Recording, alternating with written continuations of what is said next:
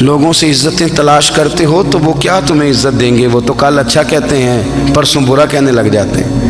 لوگوں کے سامنے گڈ بک میں آنا چاہو گے تو وہ تو سویرے تمہارے بارے میں کچھ کہیں گے، شام کچھ اور کہیں گے۔ اپنی روحانی زندگی آباد کریں، اپنے مسلح کو وقت دیں، اور دنیا سے چھپ کر اس موبائل کو بند کر کے اور اپنے آپ سے بھی چھپ کے اور تنہا ہو کے چھپا کے سارا کچھ اپنے آنسو اپنے رب کی بارگاہ میں پیش کریں، اس کے حضور حاضری دیں۔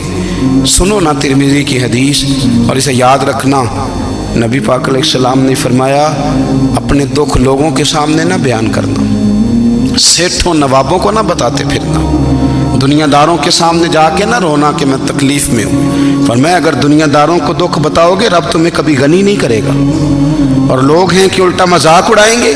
آپ کی جس سے بڑی پکی یاری ہے نا، پکی، وہ تب تک پکی ہے جب تک آپ نے 50,000 مانگا نہیں، اور جس وقت آپ نے کہہ دیا کہ میں مجبور ہوں میری مدد کر، تو پھر ختم ہو گئی دوستی۔ لوگوں کی تعلقات آپ کے ساتھ تب تک ہیں جب تک آپ ان سے کوئی ضرورت وابستہ نہیں کرتے۔ کریم محبوب فرمانے لگے بندوں کے سامنے دکھ نہ بیان کرنا، اللہ تجھے کبھی غنی نہیں کرے گا۔ تو اپنے دکھ اپنے رب کو بتا، تو دعائیں مانگ، تو اس کی بارگاہ میں حاضر ہو، تو اس کے حضور عرض کر۔ فرمایا اپنے دکھ اپنے رب کو بتا، وہ جلدی کرے یا دیر سے کرے تجھے ساری دنیا سے بے نیاز کر دے گا، تجھے کسی کا محتاج نہیں رہنے دے گا۔ اپنے مسلح کو، اپنی دعاؤں، ایک بزرگ فرماتے میں نے دعا مانگنے کا طریقہ اپنی بیوی سے سیکھا، دعا مانگنے کا طریقہ اپنی، سیکھنے والے تو اپنے بچوں سے بھی سیکھ لیتے ہیں، سیکھنے والے تو ہر ایک سے سیکھتے ہیں۔ وہ کہتے ہیں میں نے دعا مانگنے کا سلیقہ اپنی بیوی سے سیکھا ہے۔ حضرت وہ کس طرح؟ فرمانے لگے میری بیوی نے نا مجھے کوئی کام بتایا، کچھ پیسوں کی ضرورت کے لیے کہا، تو میں نے اسے کہا کہ بھئی ابھی میرے پاس نہیں ہے، کچھ دنوں میں آتے ہیں تو میں دے دوں گا۔ عورتوں کی عادت ہوتی ہے وہ بار بار یاد کراتی ہیں، 2-4 دنوں کے بعد پھر اس نے کہا حضرت وہ میں نے کہا تھا کچھ پیسے، میں نے اسے کہا کہ ابھی میرے پاس نہیں ہے، کچھ دنوں میں ملتے ہیں تو میں تمہیں دے دوں گا۔ اس نے کچھ دنوں کے بعد پھر کہا حضور وہ میں نے کچھ پیسے کہے تھے۔ فرماتے میں نے ڈانٹ دیا، میں نے کہا کہ کیا تو روز مجھے شرمندہ کرتی ہے، کہا نا میرے پاس نہیں ہے، ہوں گے تو دے دوں گا، تو روز یاد کراتی ہے۔ فرماتے ہیں اس نے پہلے تو میری ڈانٹ کو سہا، پھر میرے سخت جملوں نے اس کی آنکھوں میں آنسو پیدا کر دیے، پھر اس نے اپنے آنچل میں اپنے اس دکھ کو سمیٹا، اور پھر اس نے ایک جملہ کہا تو میں رو پڑا، اور مجھے اپنے رب سے مانگنے کا طریقہ آ گیا۔ مجھے کہنے لگی حضرت جی آپ نے ڈانٹ دیا، میں نے سہ لیا، پر آپ ہی میرے شوہر ہیں، بتائیں نا آپ سے نہ کہوں تو میں کس سے جا کے کہوں۔ فرماتے ہیں میں رو پڑا، اور میں کھل کے رویا، اور میں تڑپ کے رویا، اور پھر میری سسکیاں بند گئیں۔ تو مجھے کہنے لگی آپ کو کیا ہوا؟ میں نے کہا مجھے بھی دعا مانگنی آ گئی ہے، جب میں اسے کہوں گا نا اللہ تو ہی میرا رب ہے، میں تجھ سے نہ کہوں تو میں کس سے جا کے کہوں؟ میں کیوں کسی بندے سے سوال کروں؟ میں کیوں کسی دنیا دار سے کہوں؟ میں تیرے بندوں کا، نیک بندوں کا وسیلہ لے کے، تیرے محبوب کی غلامی لے کے تیری بارگاہ میں آیا، تجھ سے نہ مانگوں تو کس سے مانگوں؟ سمجھ آ گئی ہے، جب میں اس رنگ میں مانگوں گا تو پھر رب میرے اوپر بڑا ہی فضل فرمائے گا، وہ میرے اوپر بڑی رحمت کرے گا، وہ میرے لیے آسانیاں کرے گا۔ عزیز دوستو، ہم اس طرح کرنے لگ گئے ہیں کہ ہم نے نا اپنے تعلقات پر اعتماد کرنا شروع کر دیا ہے۔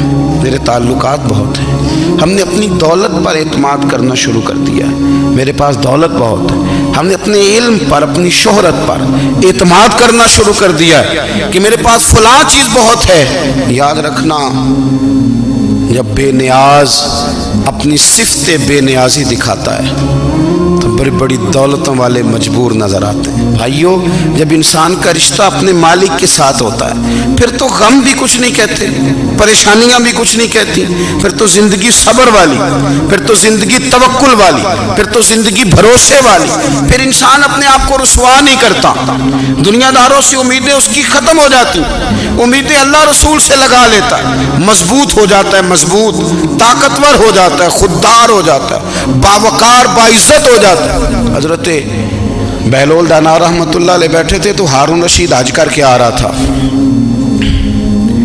تو رستے میں حضرت شیخ سے ملاقات ہو گئی تو السلام علیکم کے بعد کہنے لگا حضور کوئی حکم ہو تو بتائیے گا. تو حضرت بہلول دانا فرمانے لگے تیرا رب کون ہے؟ اس نے کہا اللہ. تو فرمایا میرا کون ہے؟ کہا اللہ. فرمانے لگے تو بڑا ہی بیوقوف ہے، کیا تو یہ سمجھتا ہے کہ رب ہارون رشید کو تو دے گا اور بہلول دانا کو بھول جائے گا؟ تیرا بھی وہی رب ہے، میرا بھی وہی رب ہے. اس نے اگر تجھے دے کے آزمایا ہے تو ہو سکتا ہے مجھے نہ دے کے آزما رہا ہو. جب اس کی حکمت کے تقاضے ہوں گے تو عطا کرے گا اور دے گا. تو جا اپنا کام کر. بھائی اپنی روحانی زندگی، اپنی عبادات، اپنے وظائف، اپنے روزمرہ کے معاملات، اپنی دعائیں، اپنا استغفار. دیکھو کوئی مشکل کام تو نہیں، 2 رکوع ہیں سورہ واقعہ کہ اگر رات کو پڑھ لی جائے تو. میں کس طرح یہ بات بیان کروں کہ تعویذ بانٹنا آسان ہے اور وظیفہ بتانا مشکل ہے. سارا دن تعویذ بانٹیں تو لوگ لینے کو تیار ہیں، اور اگر آپ وظیفہ بتائیں تو کہتے ہیں تو مشکل کام ہے. او خدا کے بندے، اگر آپ کا تعلق قرآن پاک کے ساتھ مضبوط ہو، قرآن پاک کے ساتھ اگر آپ کا رشتہ ہو، لوگ سفارشیں ڈھونڈتے ہیں نا دنیا میں، کوئی تعلق مل جائے تو میرا کام ہو جائے. دنیا میں اتنا مشکل معاملہ ہے، آخرت میں مجھے بتائیے گا کتنا مشکل معاملہ ہوگا. میرے نبی پاک صلی اللہ تعالیٰ علیہ وسلم نے فرمایا جو لوگ سورہ ملک پڑھا کرتے تھے نا، سورہ ملک، یہ سورت ملک قیامت میں ان کی سفارش کرے گی، اور اس طرح کرے گی کہ کہے گی اے اللہ یہاں اس بندے کو جنت میں داخل کر دے یا مجھے قرآن پاک سے علیحدہ کر دے. تو رب فرمائے گا جا اس کا دامن تھام کے اسے جنت تک پہنچایا. آپ بات کو سمجھیں، جب آپ کے تعلقات اپنے معاملات کے ساتھ مضبوط ہوں گے، یہ نبی کریم نے وعدہ کیا ہے کہ تو سورت واقعہ پڑھ تیرے گھر میں فاقہ نہیں آئے گا. حضرت عبداللہ ابن مسعود رضی اللہ تعالیٰ عنہ بیمار تھے تو حضرت عثمان غنی رضی اللہ تعالیٰ عنہ تیمارداری کے لیے تشریف لے گئے اور جا کر کے کہا کہ آپ بڑے بیمار ہیں، آپ کی بیٹیاں زیادہ ہیں، میں چاہتا ہوں کہ خزانے میں سے کچھ مدد کروں. تو سیدنا عبداللہ ابن مسعود رضی اللہ تعالیٰ عنہ اٹھ کے بیٹھ گئے اور کہنے لگے امیر المومنین، اللہ آپ کو میری طرف سے، میری بیٹیوں کی طرف سے بہتر صلہ دے.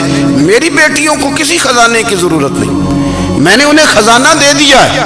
کہا جناب آپ نے کون سا خزانہ دیا ہے، میں آپ کے مالی معاملات کو جانتا ہوں. تو فرمانے لگی امیر المومنین، میرے نبی کریم نے فرمایا ہے جو سورت واقعہ پڑھے اسے کبھی فاقہ نہیں آتا.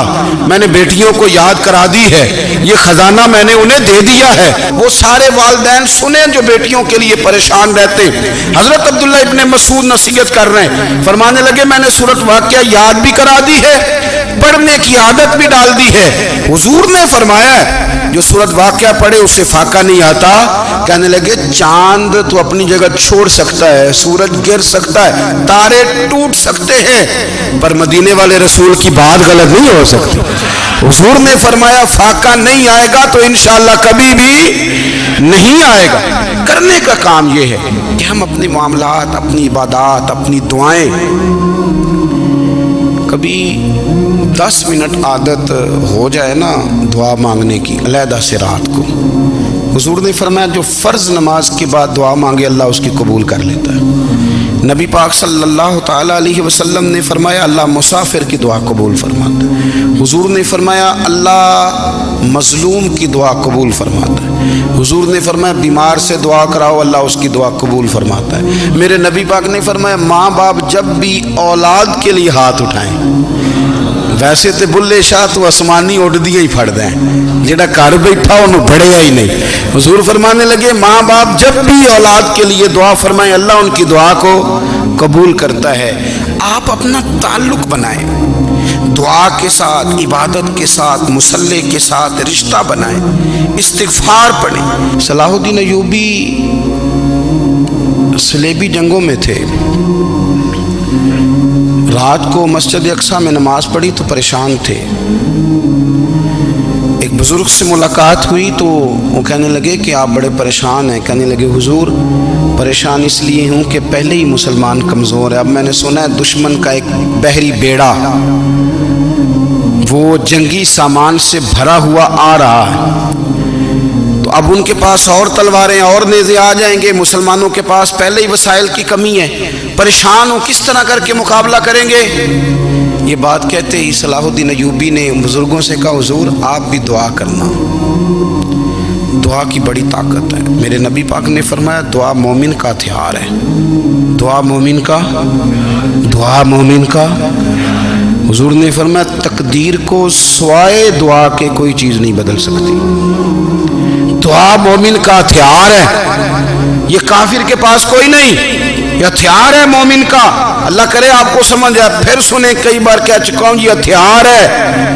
کافر کے مقابلے میں جو تیرے پاس سب سے بڑا ہتھیار ہے وہ دعا ہے. دعائیں کرانی چھوڑ دی، کرنی چھوڑ دی، لینی چھوڑ دی. حضرت سیدنا انس بن مالک رضی اللہ تعالیٰ عنہ فرمایا کرتے تھے میں نے وہ رنگ دیکھا ہے جب حضور دعا مانگتے تھے اور حضور کی مقدس آنکھوں میں آنسو بھی ساتھ ہی بہا کرتے تھے. میں نے وہ انداز دیکھا ہے. تو صلاح الدین ایوبی بزرگ سے کہنے لگے آپ بھی دعا کیجیے، اور خود رونے لگے اور سر سجدے میں رکھ کے رونے لگے اور عشاء سے لے کر فجر تک روئے، خوب روئے. صبح وہ بزرگ آئے تو صلاح الدین ایوبی کا خوبصورت اور ہنستا ہوا چہرہ دیکھا.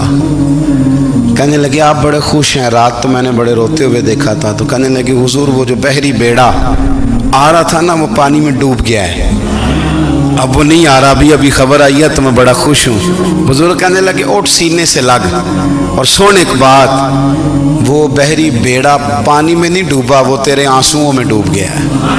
وہ جو تو رات رویا ہے نا رب کریم کی بارگاہ میں تو وہ ڈوب گیا ہے. حضرت عائشہ صدیقہ رضی اللہ تعالیٰ عنہ فرماتی ہیں ایک عورت تھی اور اسے نبی پاک صلی اللہ تعالیٰ علیہ وسلم نے نا وہ کلمہ پڑھ کے مسلمان ہوئی، مدینہ طیبہ آ گئی تو حضور نے مسجد نبوی شریف میں اس کے لیے مکان، ایک سادہ سا کمرہ ساتھ مسجد کے بنوا دیا، وہیں رہنے لگی.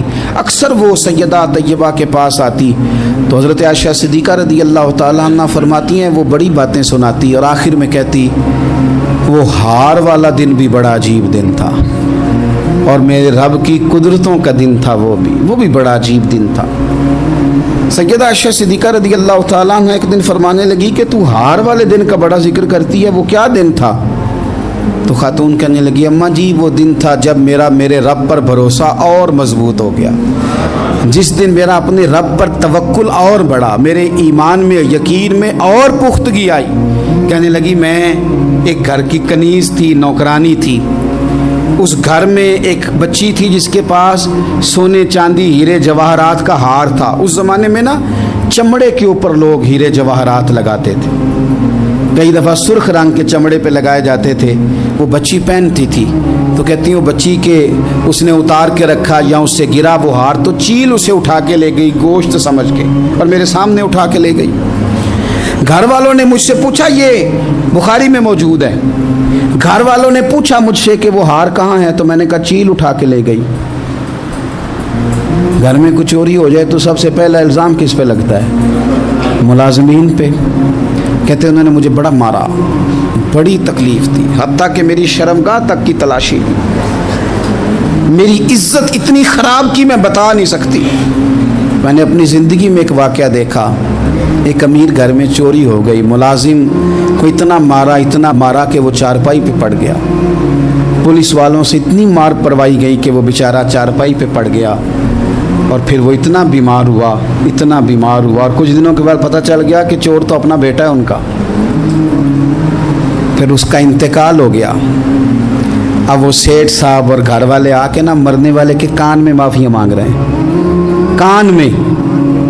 تو میں نے ان سے پھر کہا تھا کہ یہ تو اب چلا گیا ہے، تمہارا زور چلتا تھا نا تو تم نے قانون خریدا اور تم نے اسے جتنا ہو سکا تم نے اسے مار پڑوائی. تمہارے پاس جو عدالتیں تھیں تم نے وہاں کارروائی کی، اب ایک عدالت قیامت کے دن لگے گی. یہ کمزور تھا نا، کچھ کر نہیں سکا. میرے نبی پاک صلی اللہ علیہ وسلم نے فرمایا سن لو، اگر سینگ والی بکری نے بغیر سینگ والی بکری کو تکلیف دی ہوگی نا تو قیامت کے دن اسے بھی بدلہ دینا پڑے گا کہ تیرے پاس سینگ تھے اور تو نے اسے مارا تھا. وہ خاتون عرض کرتی ہے سیدہ عائشہ کی خدمت میں کہ مجھے بڑا مارا، مجھے تکلیف دی. میں کہہ رہی تھی کہ میرے سامنے چیل لے گئی ہے پر وہ نہیں مان رہے تھے. اماں جی انہوں نے مجھے بڑا مارا. حضرت عائشہ صدیقہ کہتی ہیں پھر کیا ہوا؟ کہنے لگی اماں جی جب کوئی میرا مددگار نہ رہا، مجھے تکلیف دے رہے تھے، رسوا کر رہے تھے، تو میں نے اپنے رب سے مدد چاہی، میرے رب کی طرف میں نے توجہ کی. میں نے کہا مالک اب تو ہی میرا مددگار ہے. कहती है वो मुझे मार रहे थे तो वो चील जो हार ले गई थी वही लेके वापस आ गई, और हमारे सरों के करीब ला के उसने जब उस हार को फेंका, वो मुझे छोड़ के साइड पे हुए, वो मेरी बेगुनाही जान गए। लेकिन आपको बताऊं, उस दिन से मेरा अपने रब पर यकीन और बढ़ गया। मुझे समझ आ गई कि जब इंसान पूरा टूट जाता है और जब कोई चारों जानिब उसका मददगार नहीं होता, तो रब तो होता है ना, अल्लाह तो उसका मददगार होता है ना, वो तो फिर अपने उस बंदे की मदद करता है ना, फिर वो तो तवानाई देता है ना, वो तन्हा नहीं छोड़ता, वो तो आंसुओं वालों के आंसुओं पे बड़ा करम फरमाता है, वो तो कसम पुरसी में आ जाता है, उसकी रहमत बढ़ के इस्तकबाल कर लेती। ओ मेरी मिल्लत के जवानों, मज़ा नहीं आ जाता जब सारी दुनिया सोई हो, सारी दुनिया, और बिस्तर भी गर्म हो और नींद भी पूरा गलबा कर रही हो, और अचानक घंटी बजे दिमाग में, आंख खुले, घड़ी पे नज़र पड़े, 3:30-4 बजे का पैगाम घड़ी बताए, और कोई चढ़ती जवानी वाला उठ के वुज़ू करे, और जब वो मुसल्ला खोल के बिछाए तो मदीने वाले महबूब कहते हैं कि हर नमाज पे रब सवाब देता है, और जो उठ के तहज्जुद की नमाज पढ़े उसे देख के तो रब मुस्कुराता है, जो उसकी शान के लायक है, जो उसकी शान के लायक, वो मुस्कुराता है, खुश होता है कि मेरा बंदा तहज्जुद में उठ गया, वो मुस्कुराता है। काश हमारी सुबहें कभी अपने मालिक के नाम हो जाएं, काश के सुबह। हज़रत अबुल हसन रहमतुल्लाह ताला अलैह हज़रत मुआज़ इब्न जबल रदी अल्लाह ताला अन्हु के पास बैठा करते थे।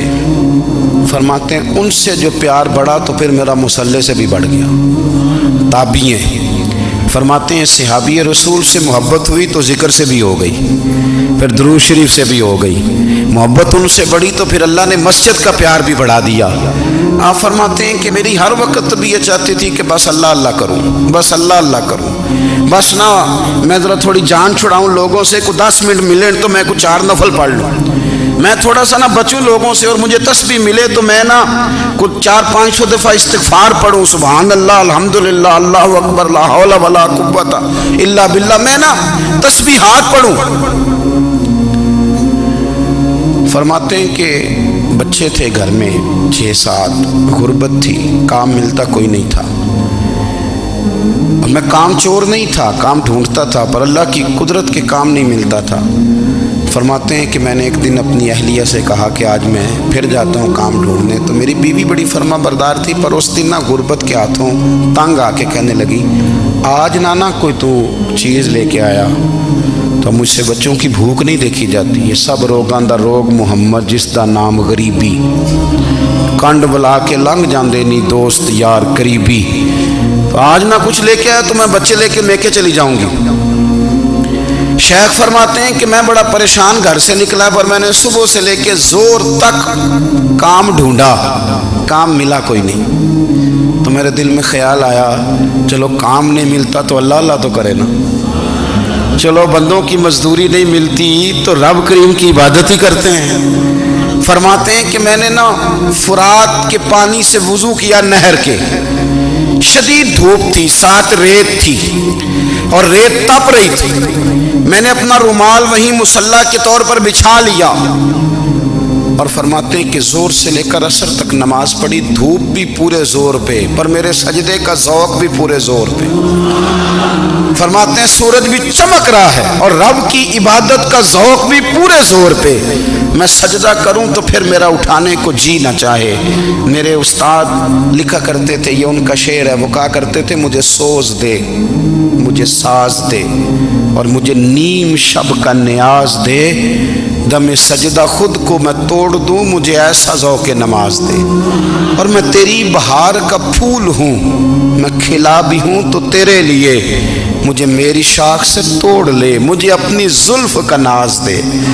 भाई फरमाते हैं कि असर तक मैंने नफल पढ़े, दिल ढलने लगा, असर की नमाज पढ़ी और मैं वहाँ से चला।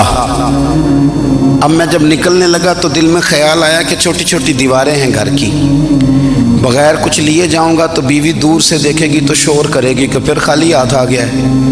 कहते मैंने अपने उसी रुमाल में जिस पे मैंने नमाज पढ़ी थी ना, रुमाल में की आखिद पंजाबी साफा कहते हैं, उसी में ना मैंने कुछ रेत भर ली कि वो दूर से देखेगी तो समझेगी कुछ लेके आया है। चलो जाके उसे बता दूंगा कि आज फिर मजदूरी नहीं मिली। कहते हैं वो रेत लेकर जब मैं घर में गया तो पहले बीवी दरवाजे पे खड़ी होती थी, पूछती थी खाली हाथ आ गए हो? आज मैंने देखा तो है ही कोई नहीं। फरमाते मैं अंदर दाखिल हुआ, सलाम लिए, कोने में मैंने वो रुमाल रख दिया और मैंने आवाज़ दी कि भली मानस कहाँ हो? तो वो कहने लगी आप मुंह हाथ धो ले, मैं रोटी लेके आई। मैंने कहा रोटी कहाँ से आ गई? यहाँ तो कई दिनों के फाके, तो कई दिनों की गुर्बत है, यहाँ तो इस घर में तो फकीरी है। फरमाते हैं कि वो रोटी लेके आई और उस वक़्त की जो मौजूदा नेमतें थी, समझ लें सलाद, अचार, हर चीज़ साथ लाई। मैंने कहा कि बच्चे कहाँ गए? कहने लगी वो खाना खा के खेलने गए, आप खाना खा लें आ जाते। खाना उसने चुन दिया। मैंने हैरत अंगेज लहजे में सारी नेमतें अपने दस्तरखान पे देख करके बीवी से पूछा ये कहाँ से आया खाना? बच्चों को तूने कहाँ से खाना खिलाया? ये सारा कुछ कैसा है? तो कहने लगी पता नहीं आज आप किस करीम की मजदूरी करने चले गए थे, पता नहीं किस करीम की। मेरे घर में तो इतनी नेमतें आई हैं कि मुझसे संभाली नहीं जा रही। इतना अनाज है, इतना गंदुम है, किस करीम के दरवाजे आज चले गए थे? ये कहते कहते वो उठी और उठ करके कहने लगी पहले बड़ा कुछ आया था, अब क्या ले आए हो? और जा करके ना उसने वो रेत वाला रुमाल खोला। कहने लगे मैं तो लेके आया था रेत, तो मेरे रब ने उसे भी सोने और हीरे बना दिया था। जब आपकी तवज्जो अल्लाह की जानी, मेरे नबी पाक सल्लल्लाहु ताला अलैहि वसल्लम ने फरमाया हर चीज अपने रब से मांग, हर चीज मांग, हर चीज मांग। या रसूलल्लाह क्या कुछ? मेरे महबूब ने फरमाया तेरे घर में नमक भी खत्म हो जाए तो वो भी अपने रब से मांगा कर। तू मांगना, वो तुझे देगा। तो उसकी बारगाह में कशकोले तलब दराज तो करना। और तिरमिजी शरीफ में अजीब लफ्ज है, रसूल कायनात ने फरमाया, रब करीम फरमाता है जब मेरा बंदा हाथ उठाता है ना तो मुझे हया आती है कि मैं खाली कैसे लौटा दूं इसके।